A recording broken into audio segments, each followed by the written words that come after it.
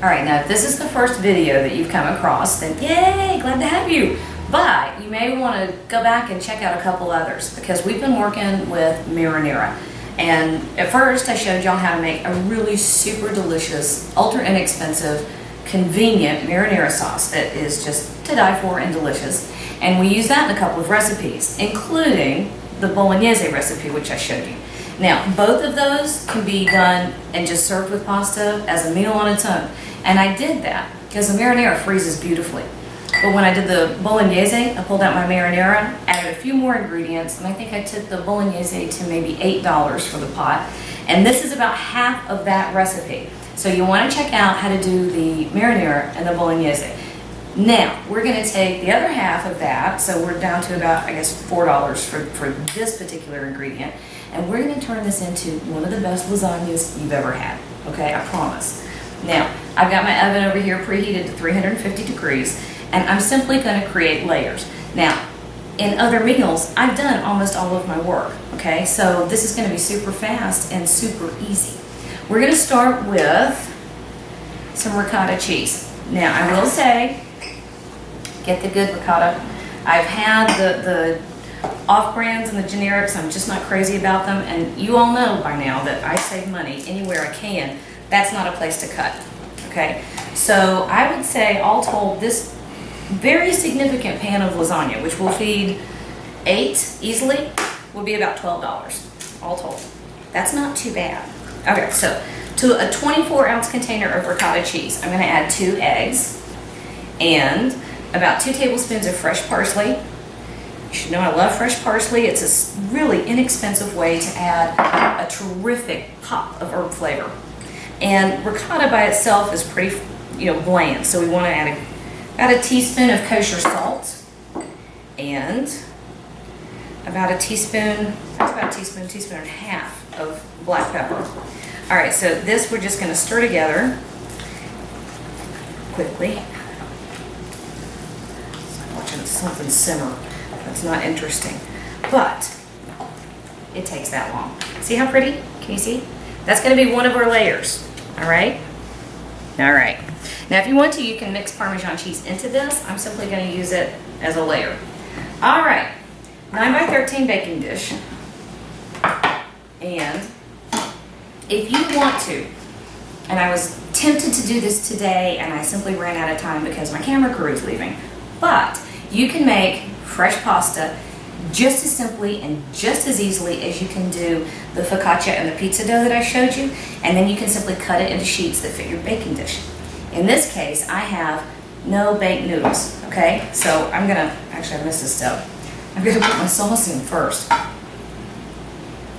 I got excited over the no baked noodles because I've always had a hard time with lasagna noodles. When I would try to cook them and then work with them, they shredded and peeled up.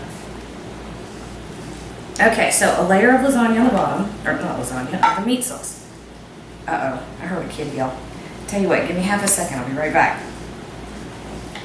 All right, I'm sorry about that. I don't know what it was. By the time I got there, I couldn't hear anybody yelling. So anyway, we've got our little layer of our Bolognese on the bottom. And you can certainly use a marinara if you wanted to do a vegetarian version, although I like to say, why would you want to do that? Okay, so a layer of your noodles. Then, which way do I want to do this? You can do it any way you want to. But I'm going to put, I'd say about 1/3 of my ricotta. Strange noises in the background are coming from one of my teenagers who I was trying to distract with some video time. Video game time, I guess. A little bit more.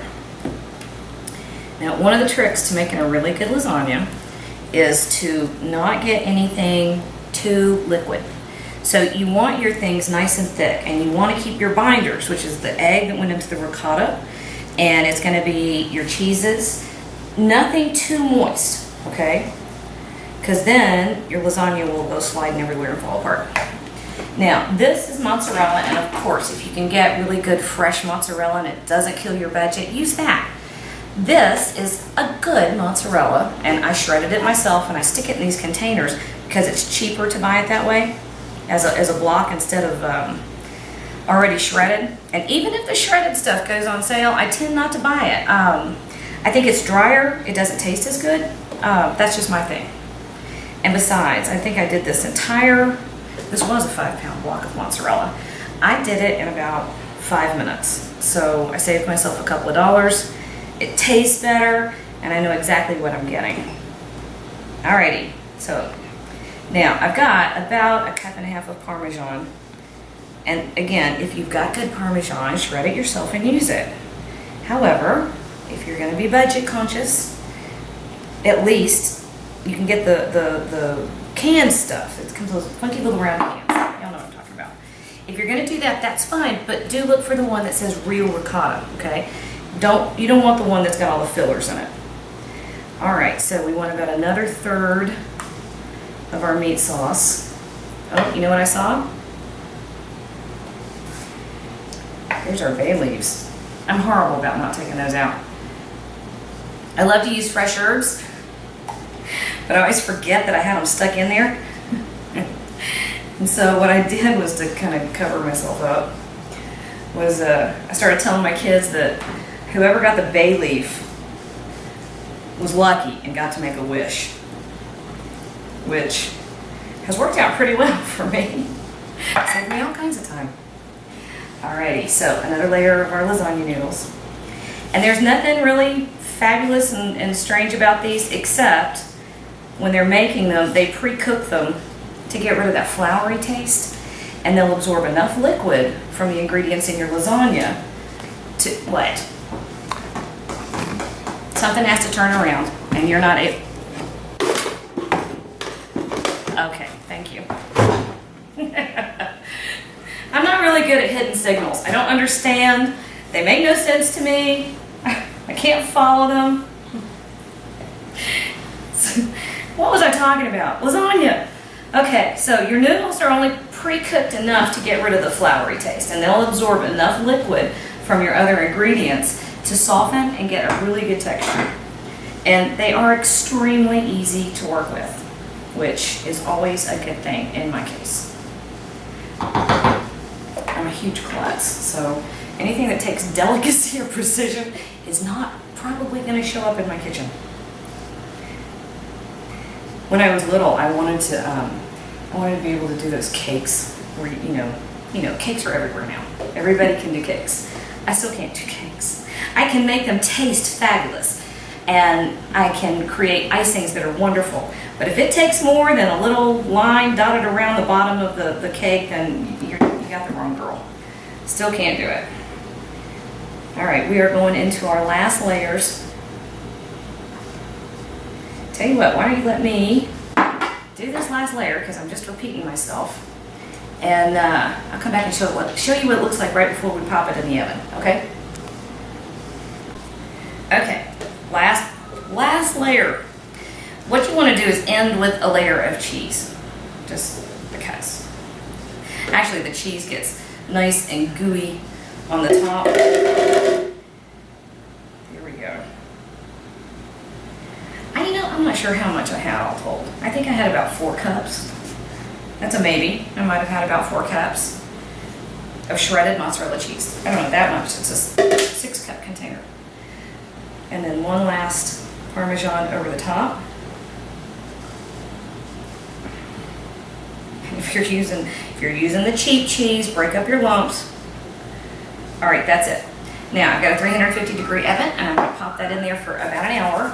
And when I bring it out, I'm going to let it rest for about 15 minutes to kind of make it go and firm up. And then I'll show you what we got.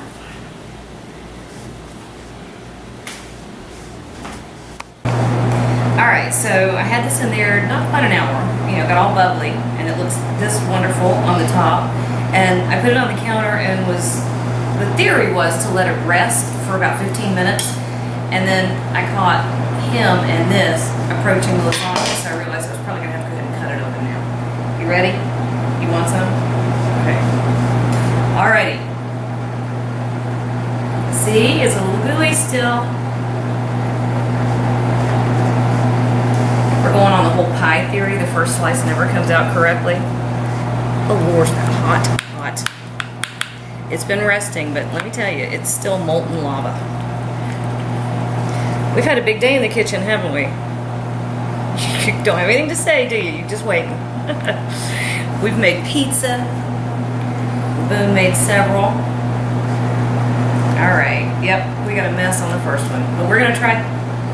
We're gonna try that anyway. We're gonna let you have the first one, and then we'll see if we can cut a pretty one. Okay? Hey, Mom. Uh huh. This is a good way I do it. Just scoop this and let it Oh, just all right. Like that? Like that. Well, now I lost my cheese hat. Wait just a second. Hot. Now, see, we didn't let it rest long enough, but how about we go ahead and do a taste test? I'll get the fork. Okay, we'll get the fork.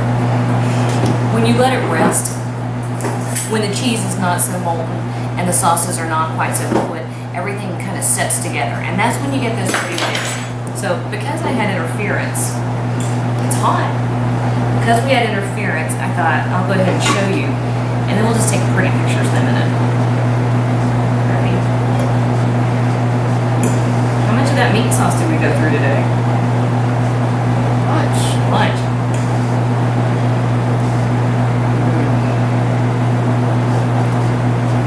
That's a big bite and it's hot.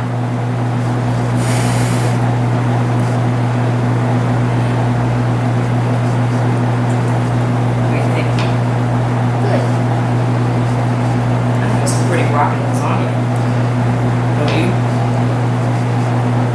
Maybe the onion isn't your finger. Listen, inexpensive, absolutely delicious, especially if you do some of the other steps ahead of time. Easy, easy, easy, easy.